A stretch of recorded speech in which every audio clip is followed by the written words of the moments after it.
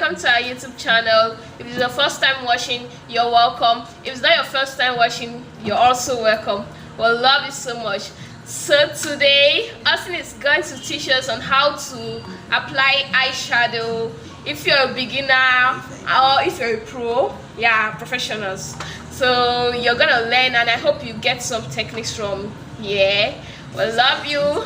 Give this video a thumbs up. I'm the model for today. I'm Debbie Ogosu. Subscribe if you're not yet subscribed. Just look at that bell there. Yeah. Just click on it, and that small bell, that small one there, just ping, and you would receive a notification if we upload a new video. I love you. I love you. And I love you. Okay, bye. Let's get started. Okay, guys, I hope you all got the good vibes from that intro, cause I did as well. I don't know, the day we filmed this video, we were on a very good note, so I'm going to start off this video on a good note as well. So according to the intro, it says I'm going to be showing you guys today how to apply eyeshadow. So the first thing you're going to need is an eyeshadow base. So the importance of this is to make sure the eyeshadow has something to stick to, so there will be no fallout at all, and the eyeshadow is going to be really pigmented. So for the eyeshadow base, you can choose to use any product. You can use foundation, concealer, or any other thing, but I'm using the Elegant Pro Concealer in the shade Toffee and a very fluffy brush. And the trick to achieving that maximum pigmentation is tapping it in. So I would suggest you tap the brush in for maximum pigmentation.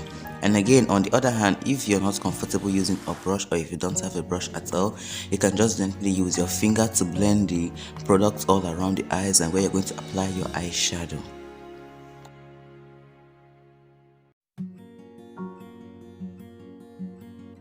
And then when it comes to choosing colors for transition, because that's the first step to apply your eyeshadow, we have to build up a transition before using the main colors. It is better to use a matte eyeshadow on the outer corner of the eyes for the transition, and then shimmer around the cut crease. So if you're a beginner, you can start off with the more warm tone and brown tone colors, so you don't like have a mistake, or you don't have a very messy blend. So for me, I'm using a brown shade today, and I'm still using that same fluffy brush which I used to set the eyelids, and I tap the eyeshadow at the outer corner of the eyes, focusing the pigments there, and when approaching the inner corner, I blend it in so the eyeshadow fades when it approaches the inner corner. And as you can see, I focusing the brush at the outer corner of the eyes and the pigments as well. So I would suggest you do so, because it's going to bring out the pigment that you're really hoping for. And don't drag the brush around the eyes. Kindly tap it in, because that's the secret to getting a smooth blend.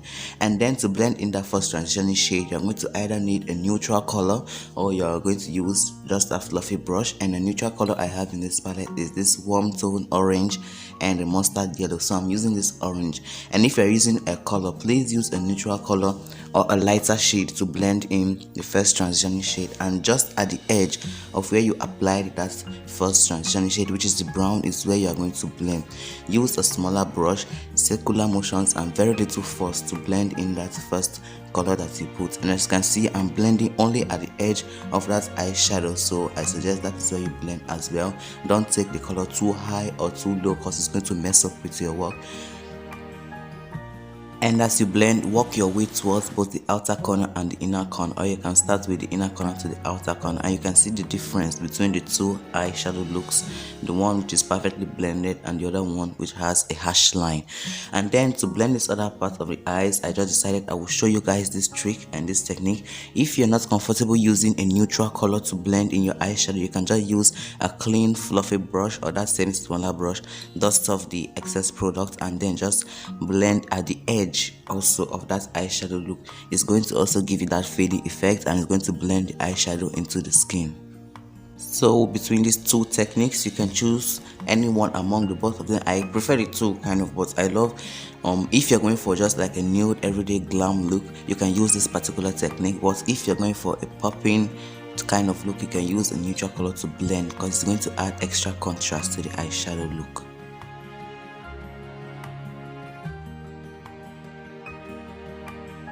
And then after that, the next step is going to be to draw the cut crease. And to do that, you are going to need a very flat brush and a concealer.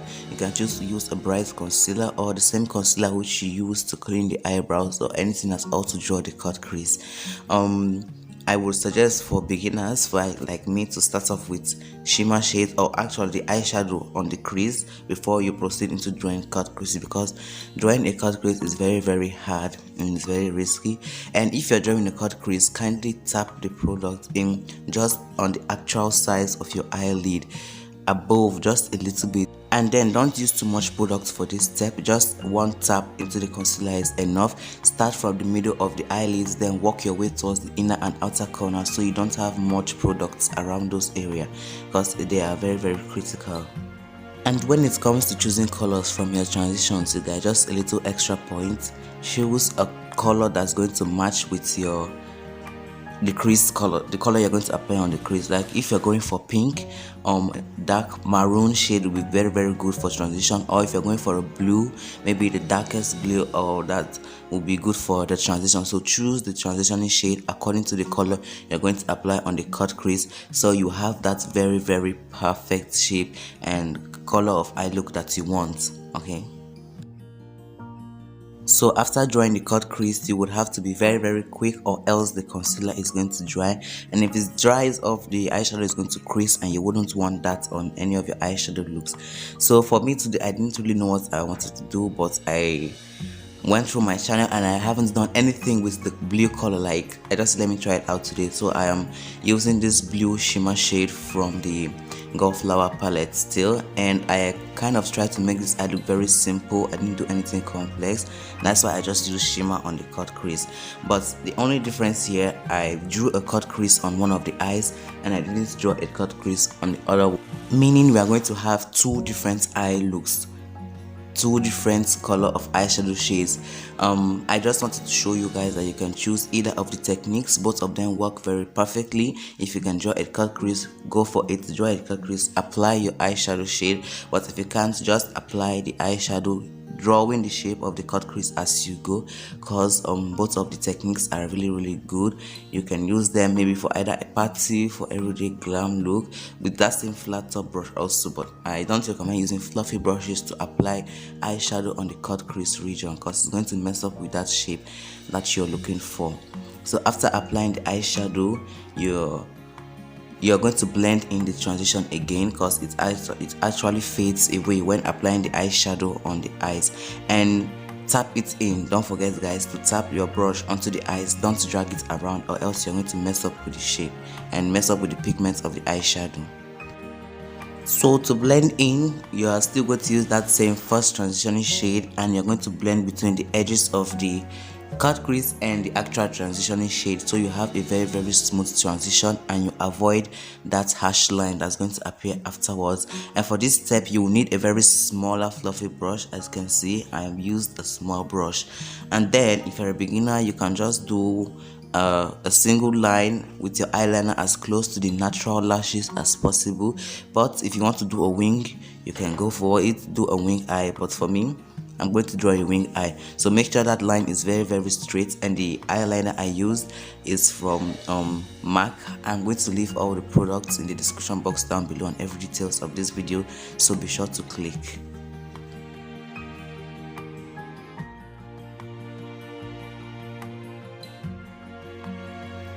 And then after that, you can choose to apply mascara, or you can choose to apply falsies. If you have naturally long lashes, you can just apply mascara and that will be it. But if you don't have natural lashes, or if they are not as visible, you can choose to go for falsies. But the lashes I used are from Red Cherry, the number 155. And then we are going to proceed to the lower lash line. And when it comes to applying eyeshadow on the lower lash line, start off with that first transitioning shade which you use, because it's going to match, it's going to like connect the upper eyes and the lower lash line together. Start off with that at the outer corner, and then you can choose to go for any color you want at the inner corner of the eyes.